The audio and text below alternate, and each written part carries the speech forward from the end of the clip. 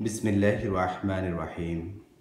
বাংলাদেশ পদ্মা মেঘনা রূপসা সুরমাই চমুদির গানে গানে নীল সবুজের ঐক্যতা নিয়ে বনে পাখিদের কণ্ঠে জেগে ওঠে একটি দেশ। সে যে আমার প্রিয় জন্মভূমি বাংলাদেশ। বাংলাদেশের প্রান্ত হতে সালাম জানাই হে রাসূল সাল্লাল্লাহু আলাইহি ওয়াসাল্লাম। সে বাংলাদেশের সবুজ শ্যামল গায়ের কবি ফররুখ আহমেদ তার কবিতায় বলেছিলেন, সাত সাগরের মাঝে চেয়ে দেখো তোয়ারে ডাকে জাহাজ, অতল থবিসে তসবির যেন দাঁড়ায় রয়েছে আজ। খালে পানি নাই পাল তার ওড়ে নাকো, হে নাবিক তুমি মিনতি আমার রাখো।